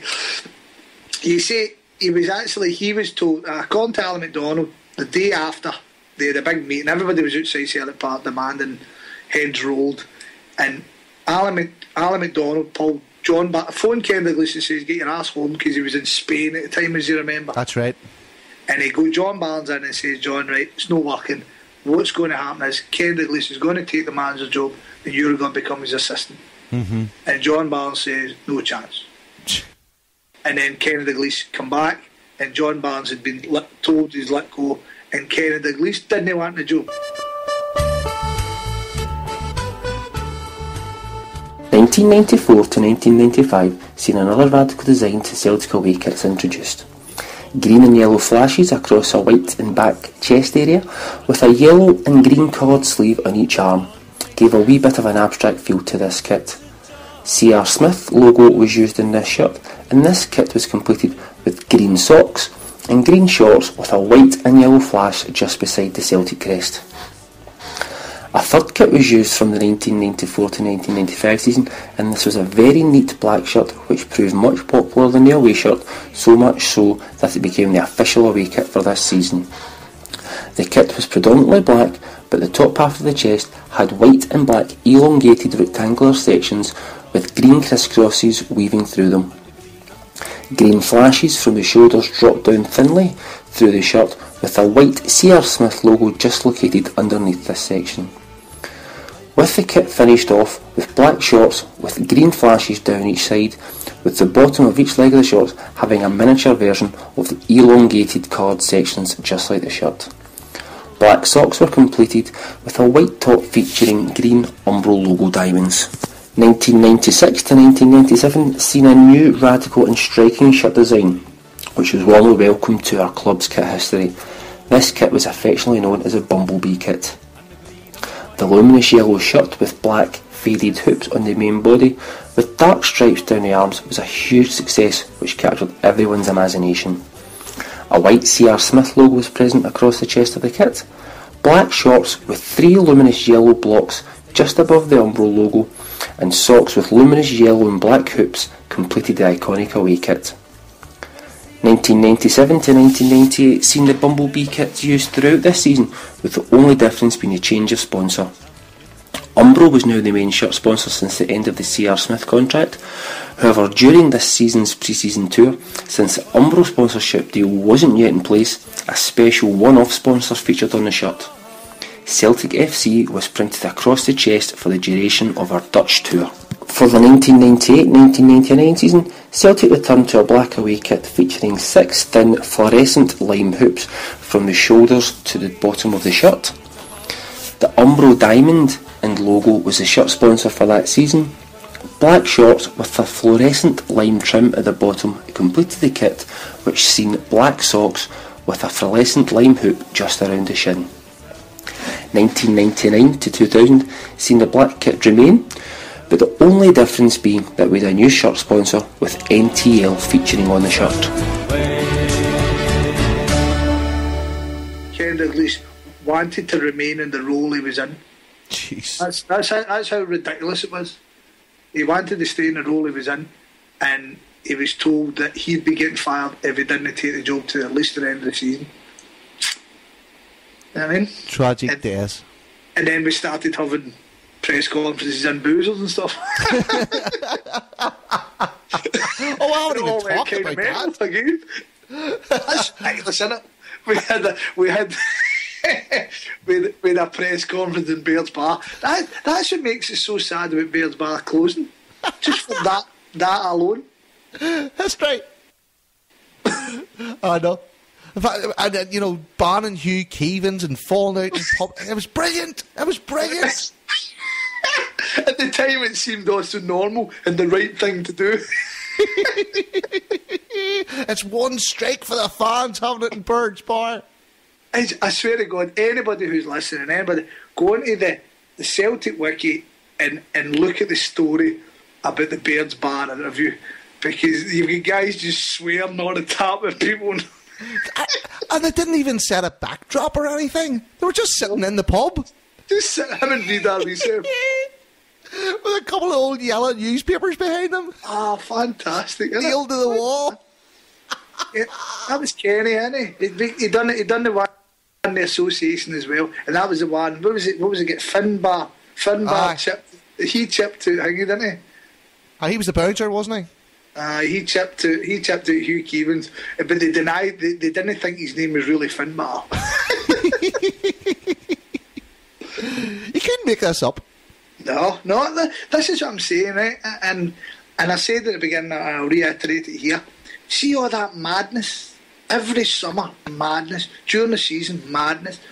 See when Martin O'Neill came, and then he was there for 5 years or 4 years, whatever. And it was all calm. Every summer, all you had to worry about... You think about this summer, we'd nothing to kind of go mental about, did we? No. I mean, it was all kind of just... You kind of imagine sitting in a room, just looking about, just waiting for something to happen. Whereas we had these seasons, and every summer, it was just nuts. People getting sacked, people slagging people off, people leaving, people coming. It was nuts, man. I kind of miss it, Scott. I think Lanny should get that boot at the end of the summer just to give us something to shout about. We should get a new manager every summer. But it's going to be something we've never heard of. So that season obviously was a disaster on the field, with the exception of the League Cup final. We won the League Cup that year, and I have never been as deflated watching us win a cup final in my whole life. Up at Hampden, and you know, they had those big sort of blow up fluttery men, and you know, it was all razzmatazz, and it looked like it had been done on a budget of about 15 quid. Sitting at Hampden going, no. All I remember about that cup final, because I had to actually go back, I knew Tommy Johnson scored, I didn't know who scored the other one, but I got a wee flashback. Vidal Rousseff had scored in the first half, but as it seemed to me, Tommy Johnson was the only guy who was happy. The rest of these are all like, this is a damp squib, innit? And Ken Dalglish was always torn face anyway. He didn't want a job. And Alan McDonald knew that he'd made an arse, he'd spent too much money on he was a Brazilian who was dumpling. And Tommy Johnson was kind of oblivious. Yes, look at me. Well, he won a medal. Outstanding, aye. Brilliant. Mental, man. Aye. God, it all got boring after that. See, UEFA Cup finals and winning trebles and stuff like that. That pales in comparison to all the fun we had the latter part of the 90s, Scott. It's but I don't know. I wouldn't say it makes you a better fan, right? Because that's a ridiculous thing to say. But I don't know. It's certainly nothing surprises you. That's after all that stuff. Nothing surprises you. It gives you those wee things you can pull out now and again, you know, when somebody's raving and ranting and getting their blood pressure up, and you can just throw out there. So you don't even remember Raphael's shite.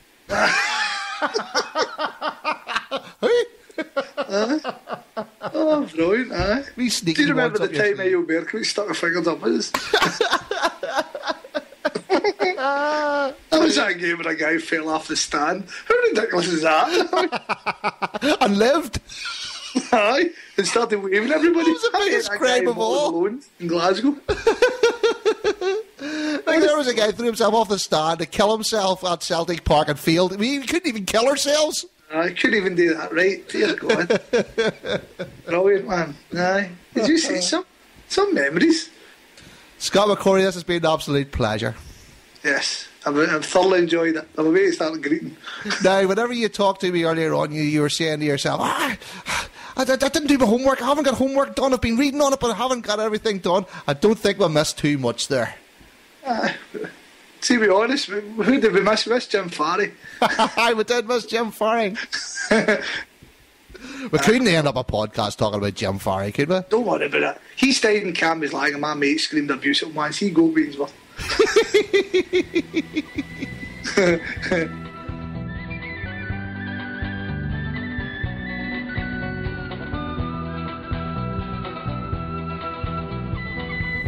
There you are, lads and lasses. That's the end of chapter 11. Absolutely terrific again. Brilliant fun. Great to catch up with Scott McCorry from the HuddleBoard and from the Temporary Stand podcast. Great chat. Really, really enjoyed it. Also, special thanks to David Lowe, who gave us the other side of the story of the McCann takeover and the plan that Fergus had once he was in power.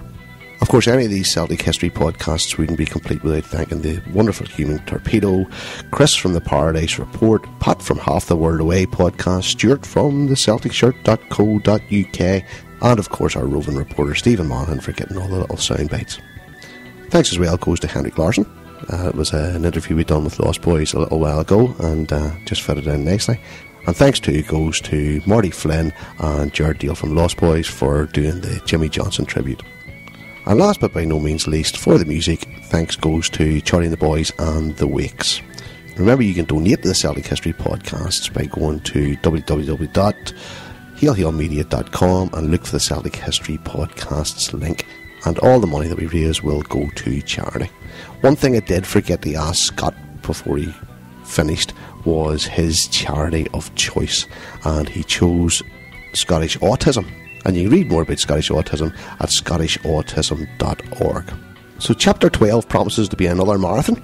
We've got Hector Bandito from the E-Tims, and we're going to talk about 2000 to 2010. That's right, Martin O'Neill, Treble, Seville, Gordon Strachan, Tony Mowbray, all that good stuff. And remember that if you have any memories of those days, send your sound bites to lostboys@gmail.com and we'll get you on, and you too can be part of the Celtic History Podcast. So that's us for now. Remember, HailHailMedia.com, Celtic History Podcast, and go make your donations in there. We're getting close, but still never enough. And we have 2 episodes left, and that'll all be finished by Christmas, no doubt. My name's Chris McGuigan. You've been listening to Celtic History Podcasts. Talk to you all soon. Cheers.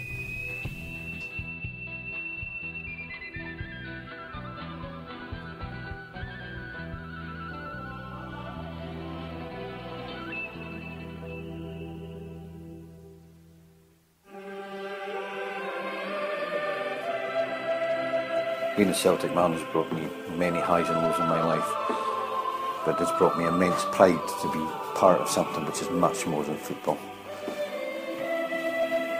My greatest memory is not even watching the game. I couldn't bear to do it. It was the St Johnstone game in 1998. I couldn't even listen to it on the radio. I took myself away until full time. When I ventured out, the first person I walked into was one of my well-known Rangers supporting friends. I could tell by the look in his face that they'd got beat. He came over and shook my hand, congratulated me, which he had not done in many a year. My overriding sense was of complete relief. We'd stopped it. It was over. Quickly followed by massive elation. We'd actually done it. We'd actually stopped it. Walked into the pub and the place was jumping. Everyone except the Rangers fans were dancing about. Fans from every other club were coming up and congratulating any Celtic fan they could see. It was a fantastic day and a fantastic feeling. Sometimes watching Celtic can be difficult, but it's always worthwhile. Father tells me it was Morton at home, and he was under strict orders for her mother not to take me into the jungle. We ended up sitting in the front stand, and if memory serves me right, I'll not remember it, but he tells me it was season 80-81, and I felt the guy sitting in the seat in front of me turned around and wanted to have a square go with my dad because I felt his hood with crisps.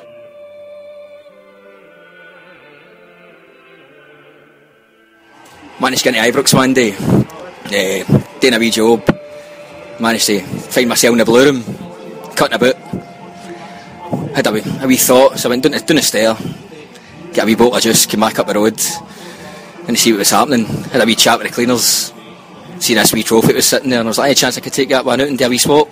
Lassie's like, carry on son, there you go. I just took this wee trophy, don't even know when it was they won or anything like that, but took it away and replaced it with a wee Lucozade bottle, and apparently that, I think that's a thing of legend apparently, so